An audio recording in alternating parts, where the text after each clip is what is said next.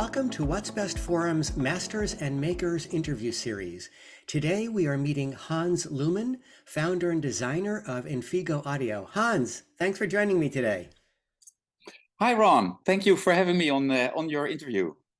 How did you come to start Infigo Audio? Let me try to make a little bit of a concise story about that. I've always been very interested in music. Music's been always a passion of mine. And as a young kid, I already knew that I wanted to do something in electronics. I grew up in the time that people were ditching their tube televisions and switching them to transistor television. So I was always going through the garbage, pulling tubes everywhere, you know. And yeah, that was just a fun time. I knew already I want to be an electronics engineer. So when I finally was an engineer, the engineer in me irked, of course, to know why, if you have a sound system, you replace the one thing that's not supposed to change the sound, the amplifier. It has a dramatic effect on the sound. So I wanted to figure out why that is, and that rabbit hole is very deep. So via all sorts of steps, it led to basically now having Infigo Audio as a company. Are you a one-man band? Do you have colleagues working with you day to day? What is your organization like? Yeah, the organization is relatively small. I have strategic partnerships with other people that actually run their own little businesses, so we can do a lot together while everybody has their own strengths. So does that mean so who assembles the components? Is the assembly outsourced or do you do that yourself? We actually have all the equipment here in the shop, and our biggest fan is basically our machine, the pick-and-place machine. It feeds just a little bit of electricity and a little bit of components, and it builds about one amplifier board in 5 minutes. Quite astounding. Have you written the schematic for every one of your components yourselves, or do you work with outside designers or consultants? No, we design everything ourselves. I'm the main designer, and all of the schematics are developed straight by me. What is your philosophy or sonic objective in terms of when a customer buys your components and sets them up in his or her listening room, what are you hoping to achieve for that person sonically? So musicality of all the components is always the leading factor here. There are many things you can do to a design to make something sound either very precise. Usually that's being sort of criticized as being analytical. I always go for music. Music is the most important thing that you can achieve. And my goal is to give people that optimal musical feeling when they play something so that they keep coming back for more and more.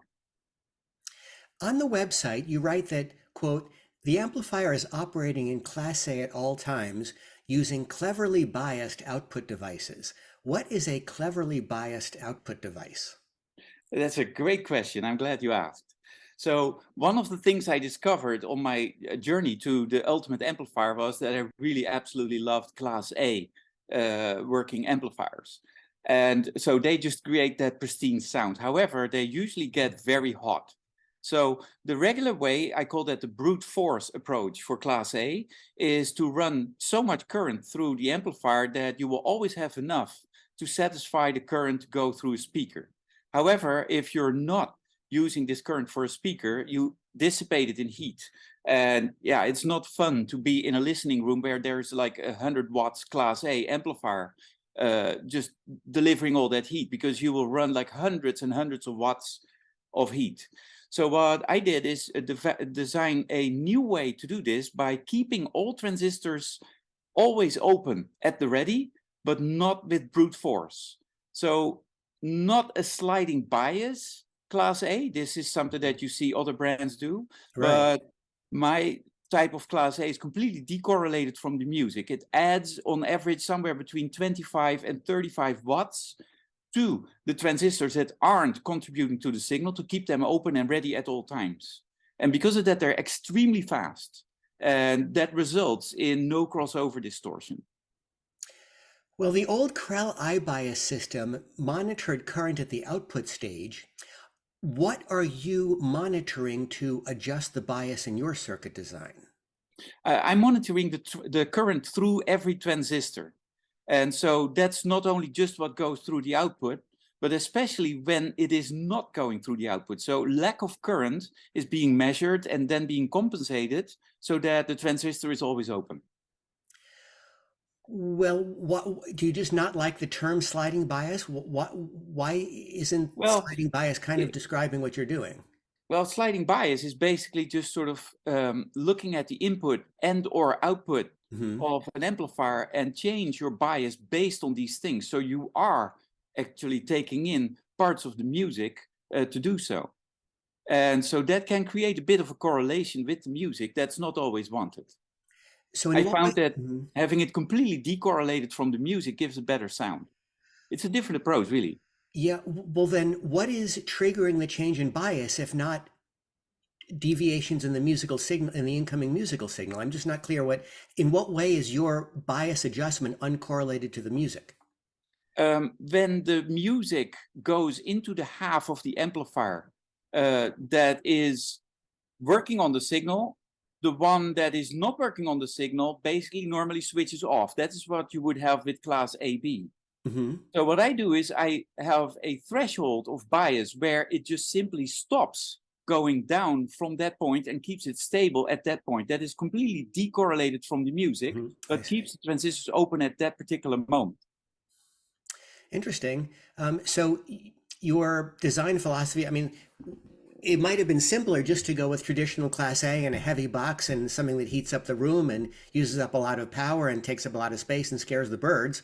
But you just wanted to come up with a different design? Yeah, so I just didn't want to have all that heat Hmm. being deployed into the listening room because, well, especially here in summer in BC, it can be already pretty hot, and I still like to listen. And well, Hmm. as you may know, in California, you'd really like to not have air conditioners going on in your listening room all the time when Yeah. you're deploying a Class A amplifier to add to that heat. Do you think the sliding bias, I'm sorry, forgive me, do you think your adjusting bias design sounds better than true Class A? Or do you think it's just some sort of compromise that you're willing to take in order to avoid the heat and size and power usage of a full Class A? How do you find the sound of your amplifier differs from traditional true big Class A? One of the biggest differences that happens when you do a, I'd say, limited current class A, such as Hmm. what I do, compared to a full force class A, is that you can place the transistors or output devices, whatever they are, in a way more linear way than having them strained to the max at all time. Hmm. And so that tends to actually give a very pleasing, very nimble and fast operation of the amplifier. I think that's the best way to describe it. It sounds extremely fast, and it is very, very true to the input signal. There is like pretty much no measurable overshoot or ringing, and that is a very, very nice thing because the human ear, is extremely sensitive to these types of things. Hmm. What is your DC bias adjustment circuit? That is a great question. So every amplifier needs to, of course, be completely free of DC at the output because Right, speakers generally don't like DC. right. Uh, so to achieve this, there are several ways to do this. You could actually have, of course, a capacitor somewhere in the audio loop, which I think you should not do Mm-hmm. because the best capacitor is actually no capacitor when it comes down to something in the audio chain. You can also have a servo loop to regulate the amplifier back to zero output. However, I find that that actually just already starts eating up a little bit of your bass performance. It is correlated to the music, and that is something that has an effect. You will notice that the bass starts to become a little less, I'd say, punchy or like powerful. Those types of things happen to it. So the DC bias adjustment is a different way of steering the amplifier towards zero at the output by changing the positive and the negative bias circuits that we're also using for the class A when it's needed to level so that it always adjusts towards zero. And this is completely decorrelated from music also. Hmm. This way we can go all the way down to DC in the frequency response. So we have no low frequency roll off. And that is a very, very nice thing to listen to when you hear some bass. On your website, you say, quote, nothing is more analog than digital. Yeah. Kind of made my head explode. So what do you mean by nothing is more analog than digital? Uh, that's if you look at, for instance, a USB signal, Hmm. you would think that's just like ones and zeros. Well, there's of course lots of debate about all of this, but it turns out that pretty much all of the things that are extremely important to analog are equally important, if so not more, than they are to digital. So you have to preserve all of the same aspects of a signal that you normally do into analog Hmm. into digital. And in digital, there's of course still more things that happen to the signal, such as, for instance, jitter. All these things have their way into the signal, and they are all essentially analog types of noises that go into the signal. So our digital signal is comprised of these ones and zeros, along with a huge amount of analog information that may or may not be wanted, but is essentially behaving the same way as an analog system does. So are you saying effectively that the digital has the components of digital, obviously, but also all of the complexities and nuances of analog, so then in that way it's more complex than analog? Well, yeah, I think that that's actually true. If you look at the way that you can do analog, look at, for instance, a turntable. It's actually a quite complex thing, but in essence, it's fairly simple. You have an analog signal to start with, then of course you have your frequency RIAA correction, but everything stays analog, and from there you can just amplify the things. If you do that properly, you get very, very good sound. That is why I think people like turntables a lot, because of the way that it's simple. Hmm. It's harder to mess up analog than it is to digital. But digital, you have to do almost nothing wrong, and it's already like completely not listenable to anymore. So I think for that reason, yeah, it's really a very difficult thing to do digital correctly. But if you do so, then it's very pleasurable to listen to as well. On your website, you say, quote, if designed properly, digital can reveal at least an equal, if not better, musical experience than analog. How can this be? How can digitizing an analog sine wave ever improve the sound of that sine wave? Well, that is not possible. So you will always be like dependent on the source. So whatever the analog energy is or signal that is in that original source material is the one thing that is ultimately to be gotten. So if you digitize it, it will get somehow distorted a little bit. Mhm. But I'm more trying to say there is that if you look at, for instance, um, the signal to noise or the noise floor of, for instance, an analog recording Mhm. that's transferred to vinyl, Mhm. you will be happy if you get close to like 80 dB or so. Mhm. With digital, you can actually go way beyond this. If it's done properly, you can actually get very, very tiny details that would actually already be in the noise floor of a Mhm. vinyl. Mhm. That's not to say that that adds really to the musical experience, but in some cases, these types of analog little, like I call it tinsel around the notes, could be very enjoyable. How did you get into cables? Ah, cables is a very important part of having a signal go from one unit to another. And because at some point when we designed the DAC and the amplifier, we started to notice that the cables were really the bottleneck in bringing the signal over from one unit to another. And well, this was all actually in the COVID time. So we tried many, many, many. I had way too much time at hand because there was no audio shows going on, and I can't sit still. So at that point, I figured like, okay, so I know what I need to do to get everything proper into the amplifier, get everything proper out of the DAC. But from there, I'm sort of like stuck with whatever is out there on the market to transport my signal from the DAC to the amplifier. There's a couple of things that I have as a philosophy that actually worked out real well in the design of cables, and just applying that science to materials and just diving into all sorts of aspects of what it is that actually happens inside of a cable just led to building a cable that works very, very well to transport the signal from the DAC into the amplifier, or from that matter, a turntable into a preamplifier. Why did you choose copper for your conductors, solid core conductors, I understand, rather than silver-plated copper or all silver? Well, all silver is also a good choice, but it's more expensive. All silver actually is good because it is higher conductivity than copper. However, if you look at the fact that there's so much difference in the resistance in a cable compared to the input impedance and the output impedance of, for instance, a preamp and an amp, that copper loss is pretty much negligible. Mm-hmm. What I find is that copper works very well, especially if you use like continuous cast monocrystalline copper. That's a beautiful type of copper.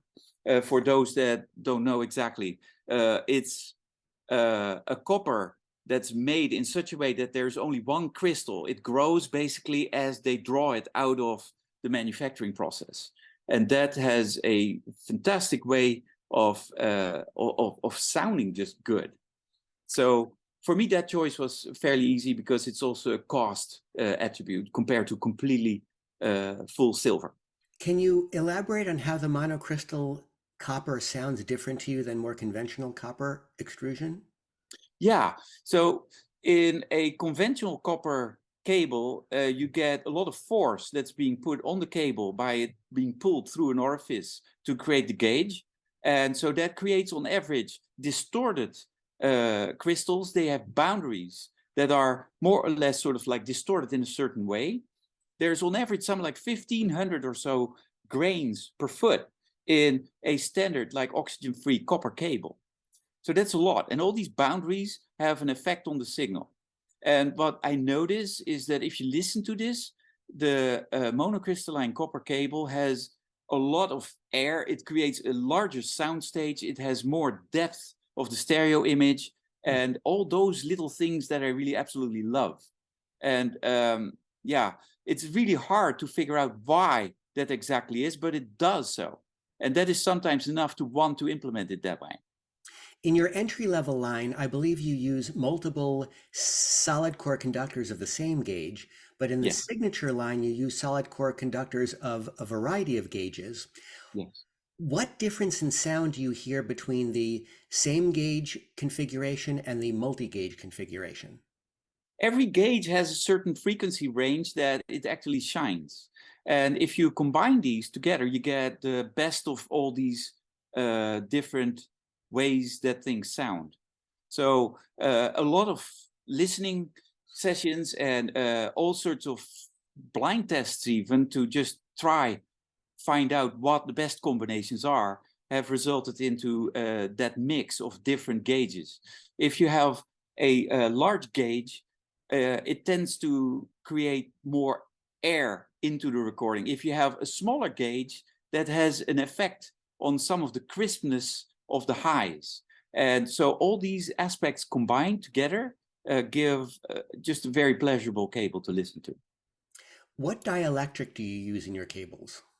Ha, that's a very good question. So we have a dielectric that is different than what usually being used. So the dielectric that we're using is free from vibration effects. So sometimes you have cables that are very sensitive for vibration, especially speaker cables when they're close to a speaker can be very sensitive to this. For instance, Teflon-based coatings in cables have what we call a triboelectric effect. This is sort of charge that it gets from rubbing particles together so that they create a little bit of a signal themselves. And this should be absorbed by the amplifier, but yeah, everything that needs to be absorbed creates a little bit of distortion. Then if you have a dielectric that is based out of polymer, that's also very interesting what happens there. You have polymer molecules, like the simplest of cables are sometimes made from PVC, and I can tell you why those actually sound horrible. Those polarized molecules want to polarize with the field that's being formed by the signal that you put over the cable. They just want to align with this field. Now, this alignment is almost impossible because it's trapped inside of its structure. Also, if you apply that signal over it, which is a lot of different frequencies, it's not linear the way that it reacts with the signal over the cable. So you get the molecule wants to polarize and wants to move back and forth in the cable. It's trapped, so it needs to steal a little bit of energy out of the signal, and that creates distortion. So that is a thing that you don't want to do. So we use dielectric that's not sensitive for these types of things. It's not chargeable. It has no triboelectric effect, and it's also not polarized at all. And we make it really thick, so you get very low capacitance cables. Well, that is the, to us, sounding best combination that you can make. Some cable manufacturers focus on a criteria of velocity of propagation and the velocity of propagation at different frequencies. Is that something that factors into your design thinking? Well, you get a very high velocity if you have very low capacitance. Mm-hmm. And so that is indeed something that we take into consideration as well. Do you prefer the sound of single-ended inputs and connections or balanced inputs and connections and cables? Wherever you can use balanced, I actually prefer balanced. Mm-hmm. And well, for the obvious reason, balance actually has a high common mode rejection, so you get less stuff that comes from the outside world. Plus, you already gain 6 dB right there in signal, just the way that the balanced cable works. So that's my preference. Do you think the common mode noise rejection somehow tends to suppress even order harmonic information that makes perhaps the balance cable sound a touch less natural in any way, or that doesn't make sense to you? Well, it does make sense, and that all has to do with the way that the input circuit is built. So that's not specifically the way that a cable does anything, but it's really specific to the output circuit of the device that drives it and the input circuit of the device that receives. And some of those are balanced in a configuration that might suppress the even order harmonics. And then, of course, you get, maybe a different sound, because we're very, very sensitive to these harmonics. People like even harmonics better usually than odd harmonics, although in scientific research, it turns out that about a third likes odd harmonics, a third likes even harmonics, and a third couldn't care less. Interesting. So it's hard to say what's going on there. I think it's a very personal thing too. With digital audio, streaming digital audio's packets of zeros and ones, why do you think the US cable going into the DAC from the streamer affects the sound? You mean the USB cable? The USB cable going into the Yeah. DAC from a streamer. Why do you think that affects the sound if digital audio is packets of zeros and ones? Well, one thing that really right away just makes a big difference in sound is the way that you have noise that can creep into a cable. USB cables especially, there's a pair of supply cables in there and a pair of data cables. The supply cables are usually connected to one of the power supplies of a source that could be very, very noisy. If it's a PC or so, it's just like terribly noisy. That just has a tendency to go into the signal, and that creates a lot of jitter. So jitter is the next component that's really very important, because the human ear is extremely sensitive to any types of timing related matters that creep into the signal. So USB cables, when they're made proper, need to have very, very good separation between the supply pair and the data pair.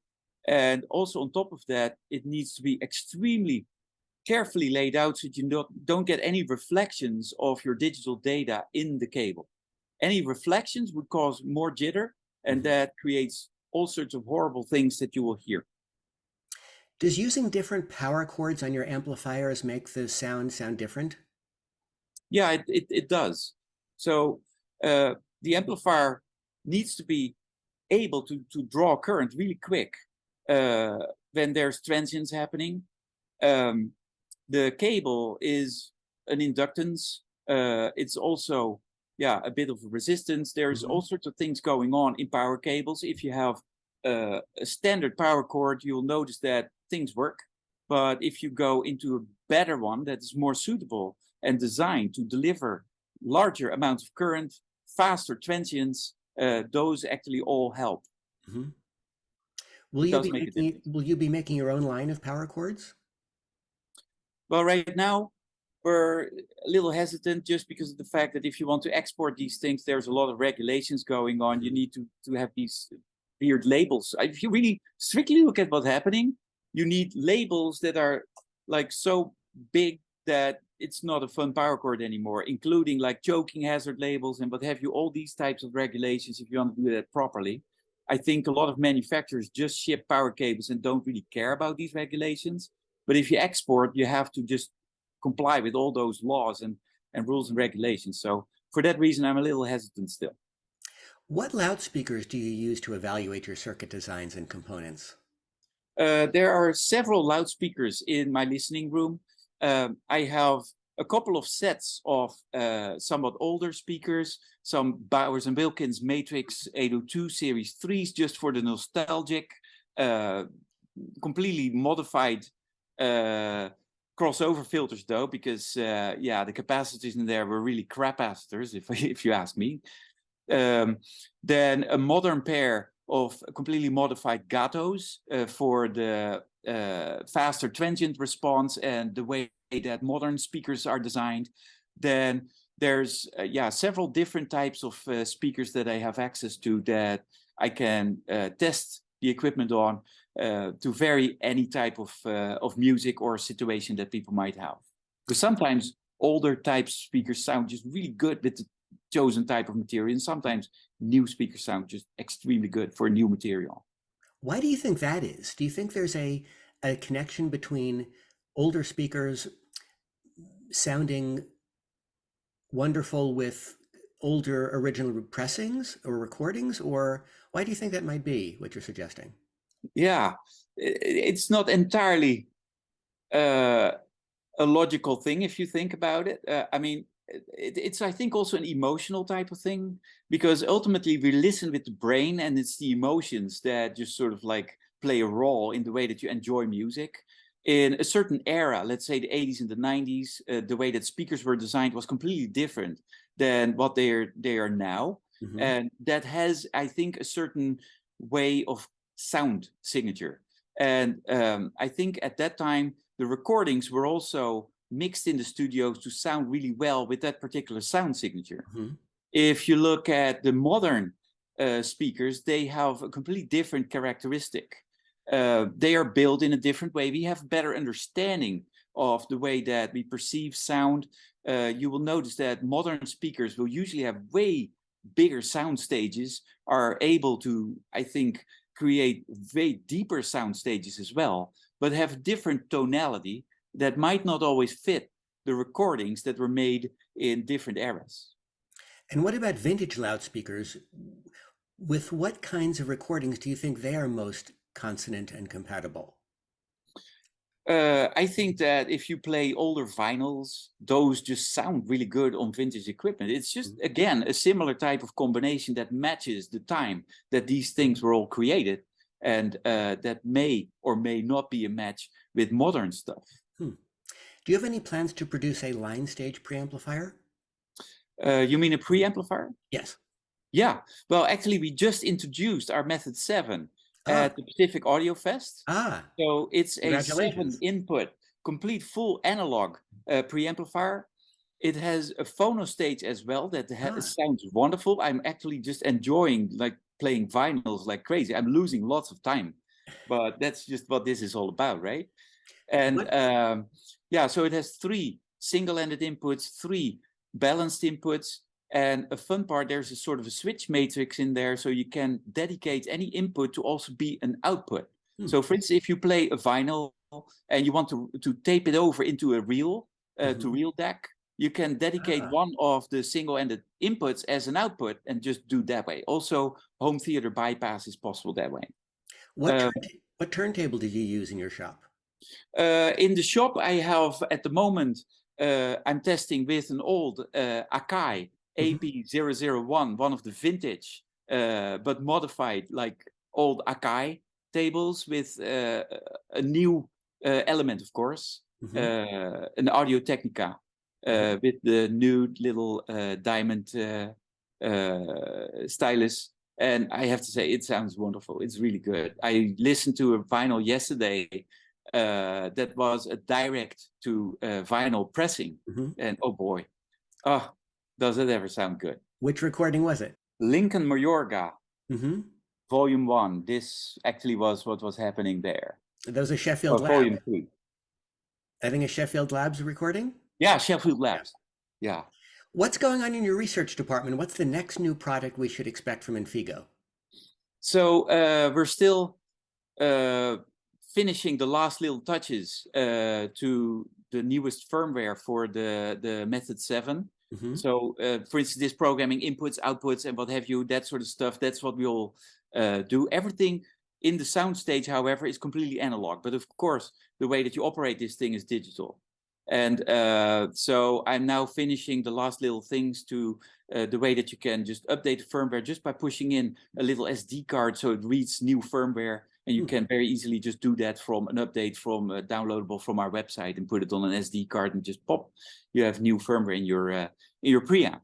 So that's what we're doing. And then after that, there's a couple of things that we're going to do to our mono blocks to even further improve the performance. So there's a couple of things that we've actually learned from a review that came that will actually come out in stereo file. So I'm not going to talk about that because it's not published yet, but that'll come out. So you can look for that and you'll see what I mean. But it's all very, very interesting. And yeah, we're going to research a lot into stereo fields. That's always been one of the things that I absolutely love, doing research in why do we enjoy a certain way of hearing things above other things. Like one of my philosophies that led me to do what I do is the fact that I just believe that if you, for instance, look at a certain thing, let's take this little SD card. If you look at this SD card, you'll just focus on this SD card and you'll see that really clear. And everything around it, you'll notice in your peripheral vision, but you're not paying attention to it at that point because you're focusing on that particular SD card. I think with sound, it's the exact same way. If you listen to a stereo field, you are going to be able to listen to, for instance, that trumpet or that singer or that violin or what have you, and filter out the rest in your peripheral hearing, if you will, provided that all the audible clues are correct. If something in the stereo field goes wrong, like for instance, a timing difference between the bass note and, for instance, harmonics, then your brain will still notice there's a violin, for instance, like 2/3 into the soundstage, but something's weird. And that way, your brain perceives it as a reproduction rather than the actual real thing. What I want to do is make sure that we get the real thing out of reproduction. Of course, sound source permitting. So many different stereos put together by audiophiles sound different, even though we often agree on what we're hearing in the concert hall. Do you think, with respect to what you're describing, it's because different audiophiles focus on different sonic cues, which help them idiosyncratically or subjectively achieve their version of suspension of disbelief? In other words, different people focus on different sonic cues among the universe of possible sonic cues to focus on, and that's why different stereos wind up sounding so different. And does that relate to what you're saying, that by focusing on some things and ignoring the periphery, we come up with the sound we like for our systems?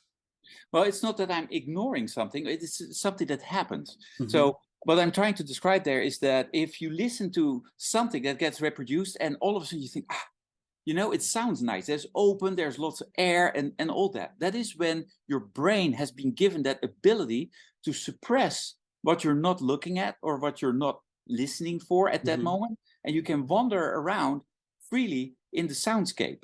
Well, that creates that ultimate listening experience that everybody always loves. So I think if you look at what it takes to actually just make that happen, you have to do everything right. It's the first thing that usually goes out of the window. If something is wrong, if there's jitter in your signal or what have you, it already gets blurred.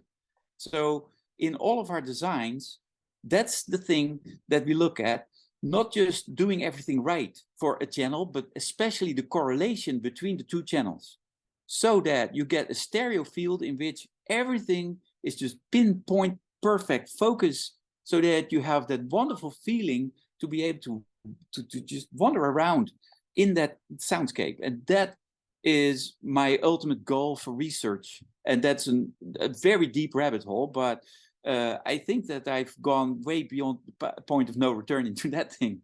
And yeah, everybody that listens to the way that we're reproducing music likes that sort of open feel that you get from the way that we present the music. Hans, this has been very informative. Thank you so much for joining us. Well, thank you so much for having me. And viewers, if you've enjoyed the interview, please kindly subscribe to the What's Best for 'Em YouTube channel.